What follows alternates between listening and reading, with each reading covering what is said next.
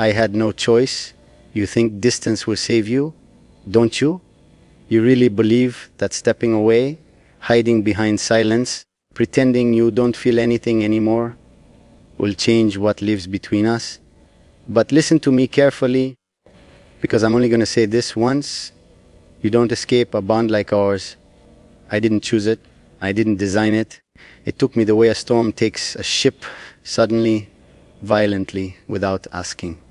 And when something owns you like that, you don't get to walk away, not even when you're worlds apart. You keep imagining me as the one in control, the prince, the one with power, the one who can command anything with a single word. But you don't know what you've done to me. You don't know how you've turned every quiet night into a battlefield where I fight myself more than anything else. Every time you breathe my name, even in memory, something inside me twists like it was meant to respond only to you. Dark, stubborn, unreasonable. That's what this pool is. And I'm done pretending I'm stronger than it. You think leaving made you safe from my thoughts, from my voice, from the way I used to watch you like you were the only thing in a palace full of gold. But you're wrong. I don't stop wanting something just because it's far. Distance only sharpens it, makes it colder, makes it clearer. I don't forget the way your presence unsettled me, the way it felt like you could see straight through vows, masks, titles, everything. And maybe that's why I'm talking to you like this now, because you're not here to look back at me. It makes it easier to say the things I never said. When you stood close enough to burn me, I know you'll try convincing yourself that I'm exaggerating, that I'm being dramatic, that princes don't talk like this. But you were always the one exception carved into my chest. I didn't pick how deep that cut went. I didn't get to choose how much of myself I would lose in the process. You took it without asking. The calm, the control, the carefully built walls. And I let you, not because I wanted to, but because something ancient in me recognized something ancient in you, and neither of us could stop it. So now I stand here, speaking into empty space as if you're close enough to hear the truth straight from my mouth. I had no choice, not in wanting you, not in needing you, not in letting you haunt me long after you walked away. And if you think this darkness between us was ever one-sided, you're lying to yourself. You feel it too. You just don't know how to face it yet. But I'm not running anymore. Not from you. Not from this. Not from the part of me that only wakes up when your name crosses my mind. Because the cruelest truth is, even now, even far from me, you still belong to something in me, and I still belong to something in you. And neither of us ever had a choice. You keep pretending that silence is some kind of shield, as if not answering me, not looking back, not breathing my name will erase what you and I carved into each other. But you don't understand. Absence only sharpens you. Every second you're away, you become louder inside me. I hear you in my thoughts, in the halls, in the quiet moments when everyone believes a princess should feel nothing. And maybe I should. Maybe it would make life easier if I could just shut this feeling off. But you've ruined that part of me. You rewired everything. And now the only time my mind feels like mine is when it's holding on to you. You left thinking I'd forget, thinking I'd go back to my throne, my duties, my masks. But I never went back. I couldn't. I walk through the palace and feel every place where your presence once disturbed the air. Nobody knows why I pause, why I look at empty corners as if something sacred used to stand there. It's pathetic, isn't it? A prince tied to a ghost of a girl who isn't even here anymore. But that's what you are now, my ghost. The one haunting me without permission, the one I never learned how to let go of. You don't realize the way you changed me. You stripped the arrogance, the coldness, the distance I used to wear like armor. You made me feel everything too deeply, too strongly, too dangerously. I hated you for that.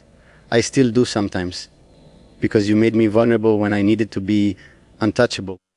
And now that you're gone, all that's left is the wreckage. You broke the king the world expected me to become, and somehow I'm still here thanking you for the damage. Do you even know what it's like to be surrounded by people who would die to have my attention, my approval, my affection, yet the only person I can't stop thinking about is the one who chose to walk away? It's a different kind of punishment, one I never saw coming, one that doesn't end. You're not even trying to hurt me, but you do. You do more damage in silence than anyone could do with words. And the worst part, I let you. I welcome it. Because pain tied to you feels more honest than comfort tied to anyone else. Sometimes I wonder if you feel it too. If you pause for a moment in the middle of your day and feel something pull at you, something you can't explain, something you pretend isn't me, I know you try to push it down, to convince yourself this connection was just a moment, a mistake, a weakness. But you and I both know it wasn't. It's deeper, older, darker. It's the kind of bond that doesn't fade just because one of us decided to run. You think I don't know your reasons. I do. You were scared of the darkness in me, the intensity, the way I looked at you like you were the only thing in the world that mattered. You thought it was too much, too heavy, too dangerous. And maybe you were right. Maybe I loved you in a way that wasn't safe. But tell me, when did love ever stay safe? When did anything real stay gentle? You wanted something softer, something easier, something that didn't feel like being claimed. But I was never built to love lightly. Not you. Not ever.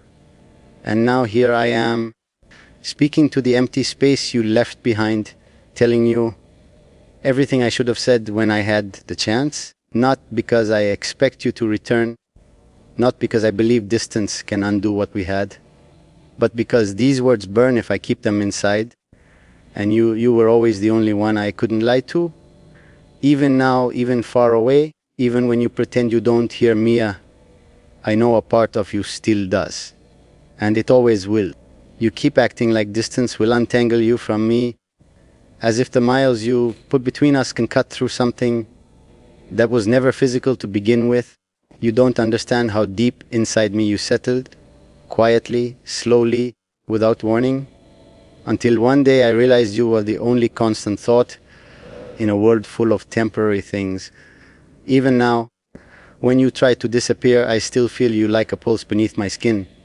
Not a memory, not a regret, a presence, a shadow, a hunger. And I swear, sometimes it feels stronger now than when you were actually beside me. I wonder if you ever think about the way I watched you, like you were a secret I wasn't supposed to touch, but couldn't step away from. You called it intensity, you called it dangerous, but you never understood that was me holding back. That was me trying not to drown you in everything I felt. You never saw the parts like I kept hidden, the darker truths, the deeper wants. You walked away before you could realize how much of myself I had already handed over without even noticing it happen. You always feared the darkness in me, but what you never realized is that you awakened most of it. Before you, I was cold, yes, but calm, distant, but stable, controlled. And then you arrived like a spark thrown into a room full of shadows, lighting everything I had spent years keeping silent. I didn't know someone could break through me without lifting a single hand. You didn't fight me. You didn't challenge me. You just existed. And somehow that was enough to ruin every wall I'd built. Sometimes I blame you, not out of anger, out of truth. You came into my life with a softness I wasn't prepared for, and you left with a silence I wasn't equipped to survive. Do you know what that does to a man like me? To a prince raised on control, trained in composure, taught to never feel too deeply? You turned all of that into ash, and now I move through my duties like an imposter wearing my own skin because the version of me you touch refuses to disappear. It's almost cruel, the way you linger. You're not here, but everything reminds me of you. A scent in the corridor, a voice in the distance, a memory triggered by something as ordinary as the way dusk settles over the palace walls. You haunt me in ways people only write about when they're trying to romanticize pain. But there's nothing poetic about this. This is raw. This is real. This is the kind of ache that digs in and refuses to loosen even when I tell it to. And yet, I don't want it to go away. That's the part I can't admit to anyone else. The darkness, the ache, the longing, it keeps me connected to you in a way nothing else can. Maybe it's twisted, maybe it's unhealthy, but it's honest. And honesty is the only thing you carved into me so deeply I can't forget how to bleed it. You left, but the intensity stayed, the pull stayed, the truth stayed, and I carry it like a mark only I can feel. So here I am again, speaking into the empty spaces where you should have been, confessing things I should have said long before you walked away, not because I expect you to return, not because I believe the world will give us another chance, but because keeping these words inside me feels like slow poison, and you were always the only one who could take the weight of them without flinching. Even now, far from me, pretending you don't feel a thing, I know you still hear me somewhere inside yourself. And you always will. You think your silence is a wall, but it never was. Not to me. Your silence is a doorway I walk through every night, a place where all the things you never said echo louder than your actual words ever did. You don't understand how loud you are when you're gone, how your absence presses against me harder than your presence ever did. I try to sleep, but sleep feels like betrayal when the only thing my mind wants is the shape of you, the sound of you, the version of you that existed when you still looked at me with something other than fear. I keep wondering if you left because you were trying to protect yourself or because you thought you were protecting me. You were always like that, shielding people from storms that were never meant to hurt them. But you misjudged this one. You misjudged me. The storm wasn't mine. It wasn't even yours. It was ours. Something we created the moment our paths collided. And now you think walking away will quiet it? No, it only changes direction. Now the storm lives inside me, tearing through every guarded part of my chest like it's searching for you. Sometimes I talk to you in my head, the way I used to when you were right beside me, but too afraid to meet my eyes. You never knew how much I noticed. The way your breath caught, the way you looked away too fast, the way your hands trembled slightly whenever I stood too close. You thought I was blind to it. You thought I didn't understand what it meant. But I did. I always did. You felt something for me. You just didn't know if it was desire or danger. And the truth is, it was both. I don't expect you to admit anything. You never were the kind who could say things easily. You swallowed your feelings like they were secrets too sharp to let out. You held yourself together even when you were falling apart inside. Maybe that's why I couldn't stay away. You didn't need saving. You needed someone who would see the cracks and not mistake them for weakness. Someone who could handle the darkness you kept pretending you didn't have. And I saw it, all of it. You were never as soft as you tried to appear.